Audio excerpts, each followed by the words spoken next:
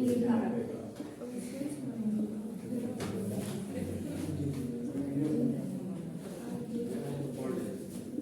नहीं तो यही टॉपिक चल रहा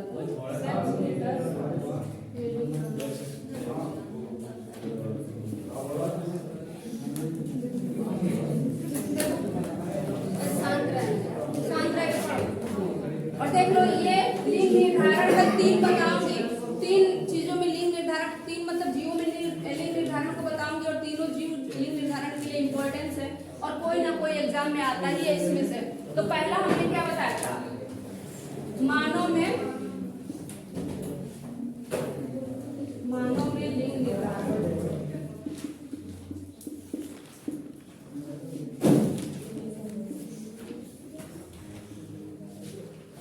सेक्स डिटर्मिनेशन, ये इंपॉर्टेंट कर लेना। Sex determination in human, sex determination in human. इसमें क्या बताया गया था, इसमें ये बताया गया था कि मेल में जो लिंग गुणसूत्र होते हैं, मेल में लिंग गुणसूत्र होते हैं वो क्या होते हैं, एक्स और वाई, और फीमेल में जो लिंग गुणसूत्र होते हैं वो एक्स और एक्स। जब इसका गैमेट्स बनता है तो मेल का बनता है एक्स और वाई, फीमेल का बनता है एक्स और एक्स। देखो फीमेल में तो मैं बताई थी कि दोनों गैमेट्स क्या होते हैं, ध्यान समझना इसको। फीमेल में दोनों गैमेट्स सेम होते हैं, यानी दोनों जो क्रोमोसोम्स होते हैं वो सेम होते हैं एक्स और एक्स। तो इसमें बनता है क्या, 22 धन एक्स क्रोमोसोम और दूसरा बनेगा 22 धन एक्स क्रोमोसोम। दोनों क्रोमोसोम सेम बनेंगे और इसमें क्या होगा, 22 धन एक्स और इसमें बनेगा 22 धन वाई। इसको बोलते हैं ऑटोसोम क्रोमोसोम, इसको बोलते हैं एलोसोम क्रोमोसोम, या इसको बोलते हैं हेटेरोसोम, क्योंकि इनमें जो गुणसूत्र हैं वो क्या है, अलग अलग। दोनों गुणसूत्र अलग अलग है, इसमें जो दोनों गुणसूत्र है वो क्या है, सेम है। अब देखो इसमें क्या बताया गया था, कैसे इसकी प्रक्रिया बताई गई थी, कैसे इसमें लिंग का निर्धारण होता है, कैसे पता चलता है कि कोई लड़का है या लड़की। मैं बताई थी कि किसी भी मानव में लिंग निर्धारण करने के लिए सबसे जरूरी किनका क्रोमोसोम्स है, मेल का। और मेल का भी कौन सा क्रोमोसोम्स, वाई क्रोमोसोम। मेल का जो क्रोमोसोम्स है वो कौन सा है, वाई क्रोमोसोम।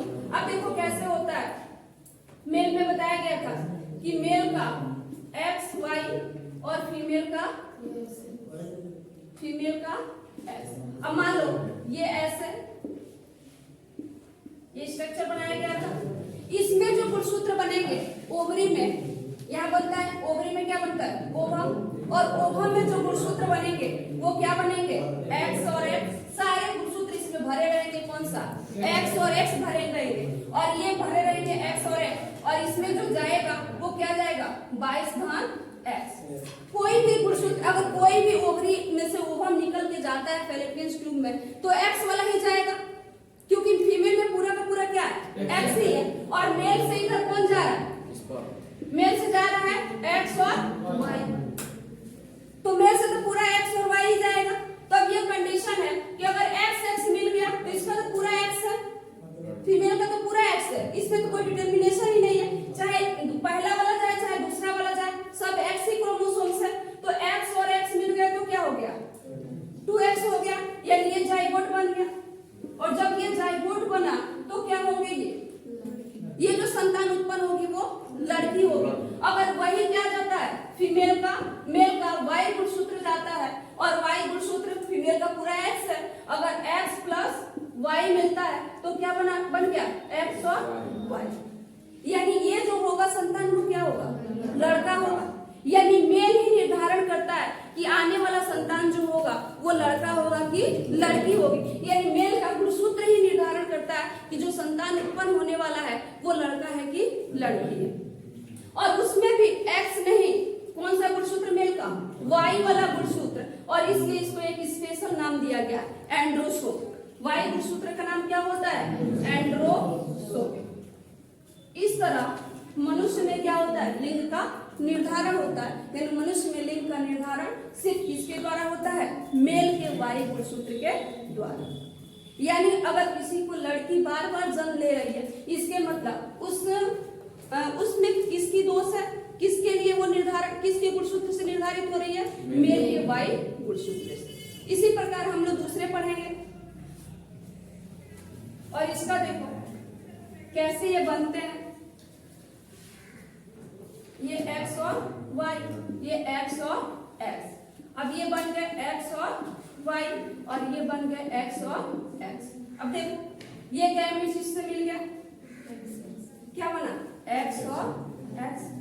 ये गैमेट्स इससे मिला x और x, और ये बना x और y, और ये बना x और y। यानी देखो 50% अगर किसी को 4 बच्चे हो रहे तो 50% लड़की बनने के चांसेस होंगे और 50% लड़के बनने के चांस होंगे। यानी 4 लड़के में 2 लड़के कैसे होंगे? 4 बच्चे में 2 लड़के लड़के भी हो सकते हैं और 2 बच्चे लड़कियां भी हो सकते हैं।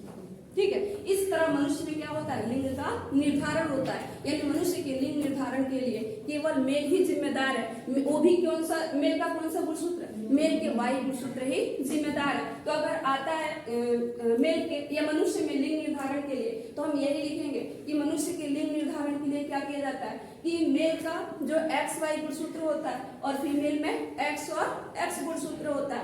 फीमेल में चूंकि दोनों गुणसूत्र क्या होता है? समान होता है, होमोजाइगस होता है, और मेल में जो गुणसूत्र होता है वो क्या होता है? हेट्रोजाइगस होता है। और मेल जो फीमेल का एक्स एक्स है वो कभी किसी के लिंग निर्धारण में काम नहीं आता है। केवल मेल के जो गुणसूत्र है वो भी वाई गुणसूत्र, वही क्या होता है? बच्चे के लिंग निर्धारण में काम होता है।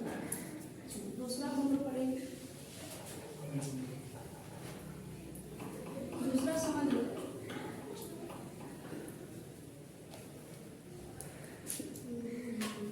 एक्स एक्स तथा x0 द्वारा लिंग का निर्धारण। दूसरा क्या है? x तथा x0 द्वारा लिंग का निर्धारण, ये दूसरा है। और देखो ये किस में पाया जाता है? ये जितने भी टिड्डे हैं, छोटे छोटे टिड्डे देखते हो, खटमल देखते हो तुम लोग? खटमल जो चरपाई वगैरह में होते हैं सब, अब नहीं हो रहे हैं। पहले खटमल लोग गंदगी के साथ रहते थे, बिस्तर हमको लगता था कि 1 साल में नहीं धुला रहा था, तो कभी नहीं धुलते थे बिस्तर, कभी नहीं धुलते थे लोग। चाहे जैसा भी, जितने पुराने कपड़े होते थे उसी को लोग क्या करते थे? बिस्तर बनाते थे। गुदरा का हमें सुन लोग बोला, ठीक है, उसी का बिस्तर बनाते थे। और चरपाई के नीचे, चरपाई किससे बनाई जाती थी? चरपाई बनाई जाती थी रस्सी वगैरह से, और वो रस्सी हमेशा वैसे नीचे सड़ता था, और सड़ने की वजह से गंदगी उत्पन्न होती थी, और उसमें लग जाते थे कौन से? खटमल। तो जितने भी टिड्डे हैं, खटमल है, ऐसे जीवों में लिंग का निर्धारण किस गुणसूत्र से होता है? एक्स एक्स तथा x0 से। अब देखो क्या होता है? एक्स एक्स जो होता है वो फीमेल का गुणसूत्र होता है। एक्स एक्स जो होता है वो किसका होता है? फीमेल का गुणसूत्र। और x0 जो होता है वो किसका होता है? मेल का गुणसूत्र। अगर टिड्डे में फीमेल है तो उसमें कौन सा गुणसूत्र पाया जाएगा? x और x, और मेल है तो कौन सा गुणसूत्र पाया जाएगा? x और 0। यहाँ से y गुणसूत्र गायब रहता है। अब देखो, अब हम बना रहे इसका, ये मेल हो गया और दूसरा फीमेल। यानी इसमें भी मेल जो फीमेल जो होती है वो क्या होती है? होमोजाइगस होती है। यानी इसमें गुणसूत्र कैसा होता है? x और x, और मेल जो होता है वो क्या होता है? हेट्रोजाइगस होता है। और हेट्रोजाइगस में भी y गुणसूत्र क्या होता है? गायब होता है। और इसके गुणसूत्र लिखेंगे x और 0, और इसका लिखेंगे x और x।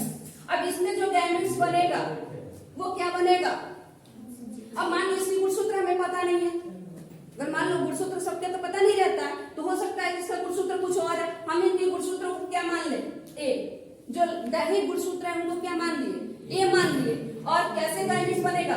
a प्लस x, एक बनेगा a प्लस x, जैसा हम लोग ने बना था क्या? 22 प्लस x, ऐसे बना था ना, क्योंकि 22 जोड़ी गुणसूत्र क्या थे? दैहिक गुणसूत्र थे। तो इसमें मान लो इनके दैहिक गुणसूत्र को हमने क्या मान लिया? a मान लिया। तो और इनके लैंगिक गुणसूत्र क्या? x0 है, तो ये क्या बनेगा? a प्लस x, और दूसरा क्या बनेगा? a प्लस और इसमें क्या बनेगा a प्लस एक्स और दूसरा बनेगा a प्लस एक्स, यही बनेगा। जैसे हम लोग मानव में यही बना था ना 22 plus x, 22 plus x, 22 plus x और 22 प्लस वाई। इसी तरह इनके गुणसूत्र जब पता नहीं है तो क्या बनेगा a plus x, a plus 0, a plus x, a plus x, क्योंकि इसमें फीमेल में दोनों में गुणसूत्र क्या होते हैं x और x होते हैं और मेल में क्या होता है x और 0 होता है। तो इसमें देखो इसमें कैसे बनेंगे संतान, ये बनेगा x और x, फिर ये क्या बनेगा x और x और इसमें क्या बनेगा x और 0, पुनः क्या बनेगा x और 0। यानी इसमें भी संतान कैसे होंगे 50% मेल होंगे और 50% फीमेल। यानी इसमें लिंग का निर्धारण जो करेगा वो कौन सा करेगा 0, और 0 भी क्या है ये वाई गुणसूत्र के समापन की जगह है। यहाँ से वाई गुणसूत्र क्या होता है गायब होता है। यानी इसमें लिंग का निर्धारण किसके द्वारा होता है 0 के द्वारा होता है। अगर x 0 आता है तो यह संतान कैसा होगा मेल होगा। अगर x आता है तो ये संतान कैसी होगी फीमेल। पुनः यहाँ x 0 आता है तो क्या होगा मेल और यहाँ x आता है तो क्या होगा फीमेल। तो इस तरह टीडे खटमल वगैरह में x और x0 द्वारा लिंगों का क्या होता है निर्धारण होता है, जिसमें मेल लिंग का निर्धारण कौन करता है मेल का x0 गुणसूत्र। ठीक इसी प्रकार